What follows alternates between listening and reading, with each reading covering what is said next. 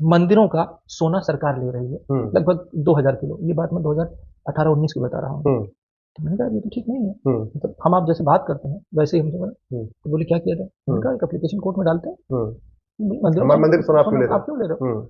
तो हमने एप्लीकेशन डाली और ये मेरी पहली पिटीशन थी 2019 में टेम्पल से रिलेटेड, जिससे मुझे बहुत कुछ सीखने को मिला जो आगे है। और शायद उसी पिटीशन का नतीजा है कि जो मैं इतना बोल पा रहा हूँ, आप मेरे साथ बैठे हुए हैं।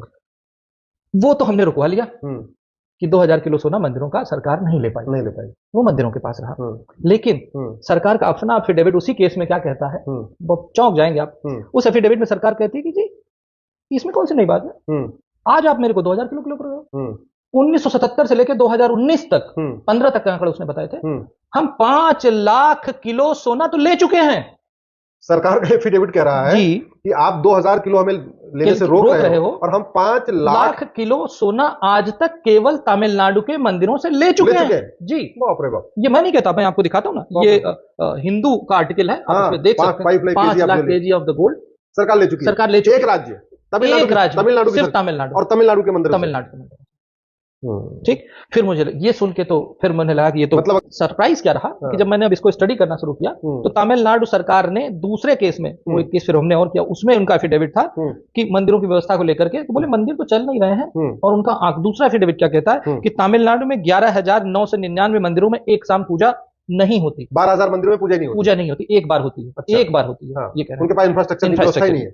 और उसी एफिडेविट में ये कह रहा है, सरकार कह रही है, मैं बोल ही नहीं रहा हूं, सब सरकार बोल रही है कि 37,000 मंदिरों में सुरक्षा, पूजा, सफाई, सारी व्यवस्था के लिए मंदिर में सिर्फ एक आदमी है, यानी पुजारी से लेकर चपरासी तक वो बेचारा एक आदमी। मतलब वही झाड़ू पोछा करेगा, वही पूजा करेगा, वही आरती करेगा, वही भोग लगाएगा, वही कथा सुनाएगा, वही सबका संस्कार भी कराएगा, एक व्यक्ति।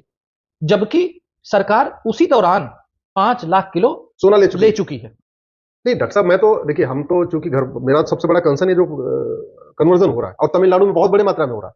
मैं ये सोच रहा हूं कि 5 लाख किलो सोना अगर 100 ग्राम सोना बांटे 100 ग्राम सोना बांटे तो 50 लाख लोगों की घर वापसी हो सकती है। अभी तो आपने सिर्फ एक राज्य का सुना है, अभी तो पिटारा बाकी है। आगे चलते हैं। तो जैसा सबको पता है कि भारत में मंदिर को छोड़ करके बाकी सारे रिलीजियस सेंटर हैं वो फ्री हैं, स्वतंत्र हैं। मंदिर आज भी गुलाम है, परतंत्र है। हिंदू धर्म का ये केंद्र माना जाए भारत को, वहां पर एक भी मंदिर आज ऐसा नहीं है जो सरकार के अनुदान से बना हो। एक भी मंदिर सरकार के अनुदान से नहीं बना। हमने ये आरटीआई डाली कि अच्छा ये 5 लाख किलो सोना आया तो गया कहां? क्वेरी है। अभी इतने मंदिर बंद हो गए, सोना आया सरकार ने, गया कहां? 5 लाख, तो 5 लाख किलो, 5 लाख किलो। और ये सिर्फ सोना अभी पैसा हमने बताया नहीं, पैसा अलग है, इनकम अलग है।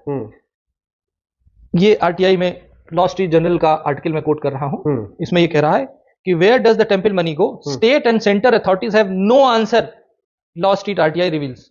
तो उनको पता ही नहीं है कि वो कह रहे हैं हमको नहीं पता जी कि 5 लाख करोड़ 5 लाख किलो सोना आया था, इतना निकला, पर उसका यूटिलाइजेशन कहां हुआ इसके लिए उनके पास आंकड़ा नहीं है कि कहां यूटिलाइज हुआ। जून 2022 मद्रास हाईकोर्ट ऑर्डर, जब हम लोग इस केस में घुसे तो केस में यह हुआ कि जो आप उसमें मूर्तियां देखते हैं वो मूर्तियां गायब करके डुप्लीकेट मूर्तियां रखी हुई हैं।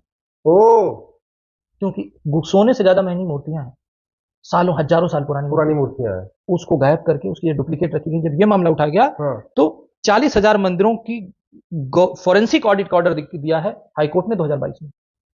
फॉरेंसिक, क्योंकि हमें पता ही, हम तो पूजा कर रहे हैं ना, हम तो मूर्ति की असली की कर रहे हैं कि नकली वाली जो रख दी गई उसकी कर रहे हैं। ठीक, 60 सालों में आजाद भारत में किसी भी मंदिर जो सरकार कंट्रोल करती है उसका कोई ऑडिट नहीं हुआ। लेकिन क्या आपको पता है कि पूरे भारतवर्ष की जीडीपी में हम कितना कंट्रीब्यूट करते हैं? भारत की जीडीपी में हम एक ऐसा अकेला धर्म है या धर्म संस्थान है या वो न्यूक्लियस है, सनातन धर्म मंदिर हमारे जो मंदिर है जो भारत की जीडीपी का 2.35% कंट्रीब्यूट करते हैं। ये मंदिर इकोनॉमी से सरकार को मिलता है, 2.35%, लगभग 2.5% हो गए। और ये आंकड़ा है जो भारतवर्ष के हेल्थ बजट से ज्यादा है, भारतवर्ष के एजुकेशन बजट से ज्यादा है, जो भारतवर्ष का डिफेंस बजट है लगभग 2.5% का, उससे थोड़ा सा कम। इतना मतलब ये हुआ कि जो वैष्णो देवी पे लोग इतना सब चढ़ावा चढ़ा रहे हैं, या तिरुपति पे इतना चढ़ावा चढ़ा रहे हैं, या सिद्धिविनायक में चढ़ा रहे हैं, या जो बड़े बड़े मंदिर हमारे बड़े प्रोमिनेंट मंदिर है, तो लोग चढ़ा तो रहे हैं अपने भगवान को, श्रद्धा के, और सरकार उसको ले रही है, वो सरकार के पास जा रहा है। और वो हिंदू धर्म के हित में, हिंदू धर्म के प्रचार प्रसार के लिए खर्च भी नहीं हो रहा है, वो पैसा वहां जाते सेकुलर हो जा रहा है। हाँ, सेकुलर हो जाता है। तभी तो मैंने पूछा यूज कहाँ होता है, तो उनके पास जवाब नहीं था। अब आप लेटेस्ट देखिए राम मंदिर, उसका जो क्वांटम था वो 5,450 करोड़ था, जबकि राम टेम्पल ट्रस्ट ने मना कर दिया था पैसा मत दो। ठीक बात है, मना किया। और एक चीज बता दूं, ये 5,450 करोड़ रुपया जो है, ये उस साल के भारत के डिफेंस बजट से ज्यादा था। तिरुपति बालाजी से हर साल 3,023 करोड़ रुपए सरकार के पास जाता है। वैष्णो देवी से 2,000 करोड़ रुपए हर साल जाता है। अंबाजी से 4,000 करोड़ रुपए जाता है। द्वारकाधीश से 1,200 करोड़ रुपए जाता है। सोमनाथ से लगभग 1,200 करोड़ रुपए जाता है। गोल्डन टेम्पल से 690 करोड़ रुपए जाता है। ये हकीकत है। और जो गोल्ड का जो डोनेशन होता है, ये तो पैसे, जो मैंने पैसे बताए, गोल्ड का डोनेशन जो एवरेज देखा गया है, मैं 2 मंदिरों का बता देता हूं। जो तिरुपति बालाजी में लगभग हर साल 130 किलो सोना डोनेट होता है, और शिरडी के साईं बाबा जो कहे जाते हैं, वहां पे हर साल 380 करोड़ रुपए, 380 किलो सोना डोनेट होता है, और ये सरकार के पास जाता है। और ये जो भी डोनेट हो रहा है, ये हिंदू धर्म के प्रचार प्रसार के काम में कोई नहीं आ रहा है।